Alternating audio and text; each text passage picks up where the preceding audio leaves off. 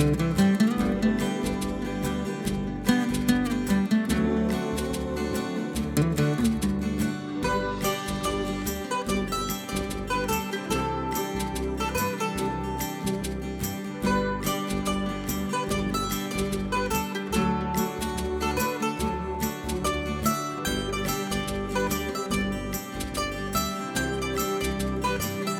inauguration of the botanical park step basically will say, and then this is a trekking which had been done by the students.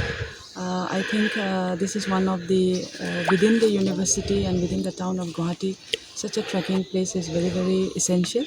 And we had not seen only the trekking place, we had seen a huge flora and fauna, which is a gem for the asset of the state of Assam.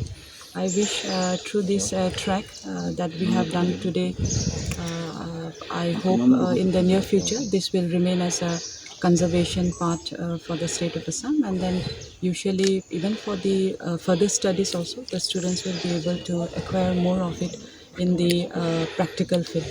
গোটেই কাশ্মীৰৰ পৰা অৰুণাচললৈকে মই হিমালয় সমগ্ৰ হিমালয় মই ঘূৰিছোঁ যোৱা বিগত 30টা বছৰত, কিন্তু ইয়াত আহি সঁচাকৈ হিমালয়ৰ সুবাস পোৱা যেন লাগিল।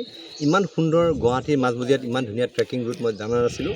আমি গুৱাহাটীৰ বটানিকেল গাৰ্ডেন আমাৰ দূৰ আছে, সেইখনত আমি ট্ৰেকিং কৰোঁ বা বশিষ্ঠ গড়ভঙা কৰোঁ, কিন্তু গুৱাহাটী ইউনিভাৰ্চিটিৰ ভিতৰত এটা এলেকা আছে, এলেকাৰ ভিতৰত ইমান সুন্দৰ ট্ৰেকিং ৰুট আহি পেলাই বিৰাট ভাল লগা আৰু এটা কাৰণ হৈছে ইয়াত ফ্ল'ৰা এণ্ড ফ'ন আমি দেখিবলৈ পাইছোঁ। বিশেষকৈ ইয়াত অসংখ্য বিভিন্ন প্ৰজাতিৰ গছ আছে, আমাক কৈছে যে 500 পৰা 600 প্ৰজাতিৰ বিভিন্ন গছ আছে ইয়াত, আৰু খুব ধুনীয়াকৈ নেচাৰটো ইনটেক আছে।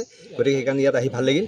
গুৱাহাটী ইউনিভাৰ্চিটিৰ এই যিটো নতুন ট্ৰেকিং ৰুট, মই ভাবোঁ যে আমাৰ সকলোকে মই আহ্বান জনাওঁ যে এবাৰ আহক, চাবলৈ আহক, প্ৰকৃতিৰ মাজত নিজকে সমাহিত কৰিবলৈ ইয়ালৈ আহক এবাৰ। খুব সুন্দৰ ট্ৰেক। আৰু গুৱাহাটী ইউনিভাৰ্চিটিৰ ভাইচ চেঞ্চেলৰ ডক্টৰ নন্দীগোপাল মহন্ত, তেওঁৰ যিটো উদ্যোগ, তাৰ লগত ইয়াৰ যিসকল শিক্ষাগুৰু আছে তেওঁলোকক মই আন্তৰিকভাৱে ধন্যবাদ জ্ঞাপন কৰিছোঁ ইমান সুন্দৰ এটা ট্ৰেকিং ৰুট ইয়াত নতুনকৈ আৰম্ভ কৰাৰ কাৰণে।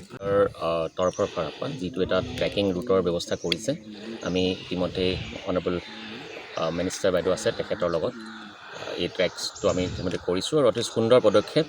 কি ধৰণে আমাৰ ইয়াত যি ধৰণৰ সৌন্দৰ্য আছে, জৈৱিক সৌন্দৰ্য আছে, তাৰ মাজেৰে গুৱাহাটীৰ মাজমজিয়াত তেনেকুৱা এটা ট্ৰেকিং যিটো ইনিচিয়েটিভ লৈছে, সুন্দৰ পদক্ষেপ। আৰু টুৰিজিম ডিপাৰ্টমেণ্টৰ ফালৰ পৰা বা আমাৰ যিটো পৰ্যটনৰ ক্ষেত্ৰ, তাৰ ফালৰ পৰা আমি দেখোঁ যে যথেষ্টখিনি ইয়াত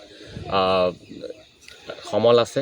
কাৰণ আমি দেখোঁ যে গুৱাহাটীত বহু এনেকুৱা ধৰণৰ টুৰিষ্ট আহে যিসকল গুৱাহাটীত থাকি কিবা এটা কৰিব বিচাৰে, ৰাতি থাকিলে কামাখ্যা দৰ্শন কৰিলে বা বিভিন্ন জেগাবিলাক চালে, তাৰপিছত যদি এনেকুৱা এটা এক্সপিৰিয়েঞ্চ দিব পাৰোঁ অতি সুন্দৰ হ'ব।